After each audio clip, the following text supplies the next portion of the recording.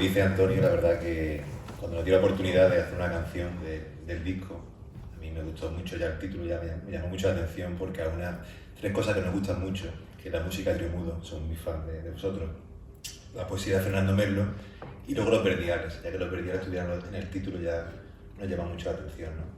Y ha participado mucha gente que ha mirado a Fernando Merlo, mucha gente interesante y no sé, la verdad que yo creo que ha quedado... Bueno. Sí, yo es que soy más bajito, ¿vale? Bueno, tampoco que yo sea, pero bueno, digamos, Soledad. Pues nada, que bueno, muchas gracias a todos por venir. Nos gustaría dar las gracias a todos los participantes del vídeo, que como dice Pablo, muchos de ellos son allegados, conocidos de Fernando Merlo, que lo hicieron de forma totalmente desinteresada. Nos gustaría dar las gracias a Yolanda Luna por ofrecernos su casa como lugar de rodaje. Ami Cumpián hace el vestuario y la caracterización y lo hace de una forma maravillosa, no es porque sea mi madre, pero es así. ¿Y qué más? Sí queríamos mandar también una energía positiva, fuerza desde aquí a uno de los integrantes del videoclip que no está, que está muy malito en el hospital, que es Ildefonso. Así que desde aquí un abrazo muy grande para Ildefonso. Y nada más, que no tenemos muchas palabras para decir, simplemente queremos que lo veáis, que lo disfrutéis y punto. Muchas gracias.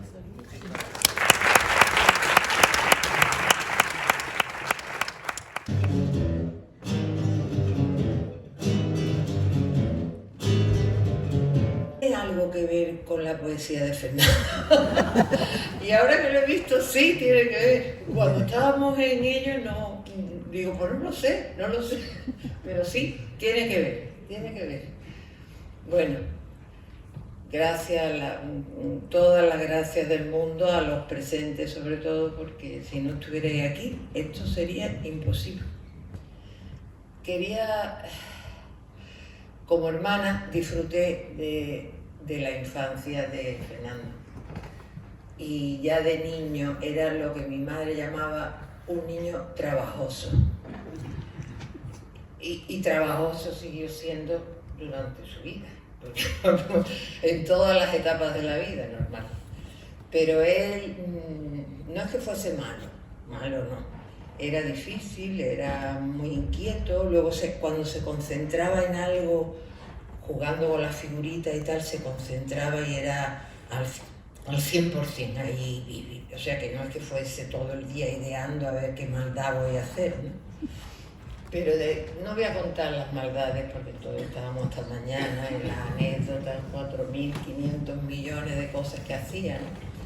Pero sí quería destacar una porque tiene relación con el nombre de la obra, de sus completas, con Escatófago, con el primer poema de su libro, porque yo soy poeta, incluso cagando. Y también aparece el tema en el 6º libro de Trepanación, una especie de poema en prosa. Y es que él desarrolló de niño un miedo al váter, a sentarse en el váter, porque no se sabía de quién le había dicho que podían salir unos bichos de allí. Total que él decidió que allí no cagaba, vamos. Entonces preparaba papeles de periódico, se desnudaba completamente, pero ese rito lo siguió haciendo toda la vida, pero empezó de chico. Y en una de estas, de los papeles, porque nosotros teníamos cuarto de baño, que en la época no era muy usual, en fin, allí sí había, pero a él no le servía. Entonces, una de sus gamberradas era, cuando había terminado con los papeles de periódico, hacía un paquete y se asomaba a la ventana, llamaba a los niños que jugaban en la calle y le decía, ahí van los Sansones. Sansones en Córdoba eran las chapas de la cerveza, de las Coca-Cola, y le tiraba aquello. Eso yo creo que repitió más de una vez. Pero quería hacer como un guiño a esto por siempre estuvo ahí un tema con la obra, porque en principio su obra, sabéis que él empezó a escribir muy joven, muy niño casi, Y el primer soneto así conocido de él fue el que escribió cuando murió una tía abuela nuestra, que debía de ser en la primera adolescencia. Era un soneto, lo que se llama un soneto de ocasión barroco, porque él, como no creo que se enfade nadie, no quería de ningún modo especial a esa tía que murió. Yo creo que se lo hizo como para mi madre o algo que sí la quería. Entonces fue un soneto de esto, de ocasión, que hacían los poetas barrocos al conde de no sé quién. Él se lo escribió a la tía abuela. Que ese poema, ese soneto ha aparecido últimamente por uno, bueno, ese fue de los que él destruyó, porque empezó muy joven y también muy joven decidió dejar de escribir. Que ese es un capítulo tremendo, ¿no? Porque dejó de escribir, pero no dejó de pensar como poeta. Entonces, él tenía, siempre me recordaba mucho la figura de Rimbaud, más que por la poesía, como la vida de Rimbaud, ¿no? El hecho de que con 20 años dejara de escribir y se fuese por ahí a buscarse la vida vendiendo armas, que sabéis, ¿no? Y haciendo una vida nada ortodoxa para subsistir y para enriquecerse, ¿no? Y él eso dejó de escribir y dijo, voy a dedicarme a romper, que si yo lo llegase a ver hubiera estado allí detrás cogiendo las papeleras, pero no, a romper y a corregir. Y para tal efecto se compró un cuaderno, una agenda con pasta de plástico, hojas cosidas, todo era muy elaborado, nada era casual. Entonces ahí manualmente fue escogiendo y corrigiendo los poemas de lo que él llamaba sus completas, y más tarde ya el nombre de Escatófago. En principio Escatófago siguieron siendo 7 libros, pero iban dedicados a distintas personas cercanas a su vida, de amigos, de tal y tal. Y al final dijo, mira, voy a quitar todas las dedicatorias y te lo voy a dedicar a ti entero. Porque realmente tú estás en todos. Permitidme este pequeño flor que me pongo y me echo, pero la obra está dedicada a mí, es una realidad. Y también una realidad que en la primera edición se olvidó poner para Gloria, la dedicatoria es para Gloria nada más. Y no sé, deciros que en esos años que él estuvo corrigiendo, que debieron ser muy pocos, porque también de aquella época en 2 años ocurrían tantas cosas, tanto. La época del túnel fueron 2 años nada más, pero sí. Y él, la obra completa, perdona que lo quería deciros también, logré que el archivo municipal de la ciudad me la aceptara. Y allí está recogida, porque yo temía que ese libro fuera a la basura, porque la vida es así, ¿no? Y digo, no, esto no puede ser. Y gracias a Rafael Inglada, que habló allí con el archivero y con tal, no lo conocían, lógicamente, pues allí reposa para quien quiera consultarlo o quiera verlo o lo que sea. Está su obra completa, su Escatófago. Él, y paradoja de la vida, justamente un mes antes de morir, es decir, en septiembre de 1981, escribe 2 sonetos fantásticos. Y eran tan fantásticos que aunque no formaran parte de Escatófago, los amigos que fuimos los primeros editores de su obra, decidimos que en un libro aparte, o sea que los 7 libros de Escatófago, iría un octavo que eran últimos poemas, para incluir Oasis y A sus venas, que le han conferido una cosa una fama de poeta yonki, que yo hablaba con Antonio así, inmerecida. Pero bueno, el mundo moderno es así, ¿no? Nos regimos poco importa, lo importante es lo importante. Pero realmente toda su obra, todo su escatófago, él no conocía a la heroína. O sea que en esos dos poemas sí, pero bueno, son dos sonetos, no todo lo demás. Y no sé, no se me ocurre nada más que deciros. Y que siempre, cuando no escribía incluso, es que es una cosa muy curiosa, siempre se sentía poeta. Poeta en la mente y en el modo de ver la vida y en la palabra. Y bueno, y un beso muy grande y vamos a pasar a oír y muchas gracias.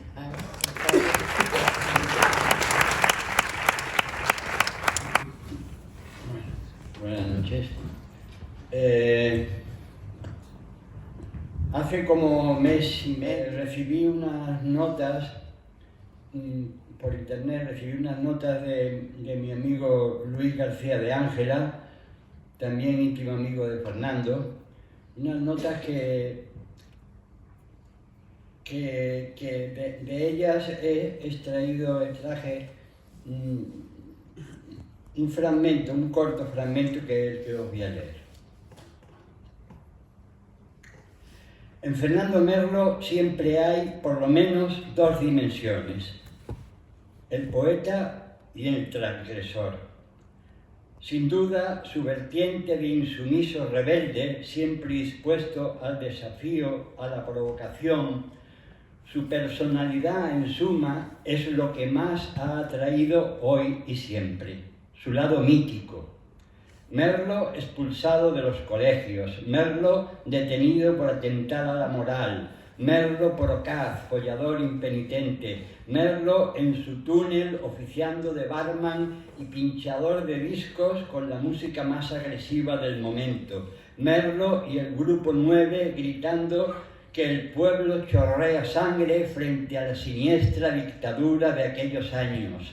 Merlo drogata, Merlo cadáver, Merlo a sus venas, en definitiva, el representante de una generación insumisa en un horizonte de cambios como el iniciado por las revueltas juveniles de la primavera del 68. Siempre hay un lado visible, bien visible de Fernando, de ahí la importancia de las fotografías, de su grito en Aquaviva, único testimonio ahora de su voz. Me llamo Fernando Merlo, nací en Málaga hace 22 años. Que no sean yo resulta insalvable. Para mí es su poesía lo más valioso de su trayectoria personal. Esa poesía nada fácil entremezclada de pasión y desafío a las convenciones. Pero si Fernando solo fuese considerado como poeta, hace muchísimos años que hubiese sido completamente olvidado. Mito y tragedia, pues.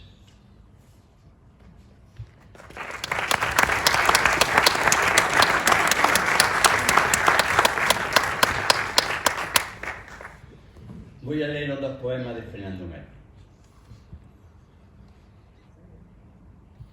Criptógama, sin flores, sin semillas.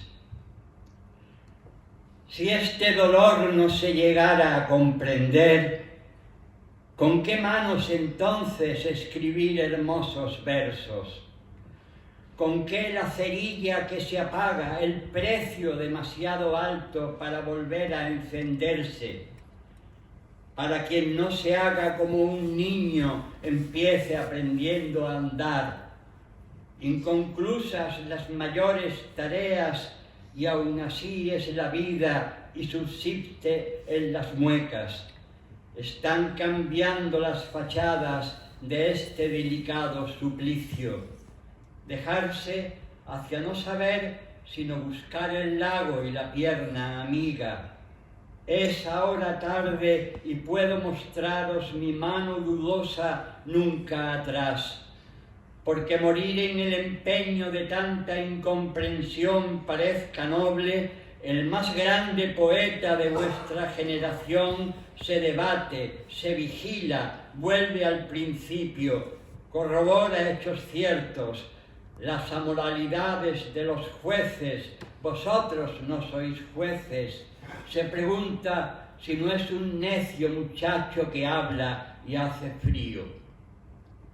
Ah, puedo mostraros mi mano dudosa nunca atrás, porque morir en el empeño de tanta incomprensión parezca noble. Ve, porque morir en el empeño de tanta incomprensión parezca noble, el más grande poeta de vuestra generación se debate, se vigila. Fe, un necio muchacho de vuestra generación se debate, se vigila, vuelve al principio, corrobora hechos ciertos, las amoralidades de los jueces, vosotros no sois jueces. Se pregunta si no es el más grande poeta que habla y hace frío.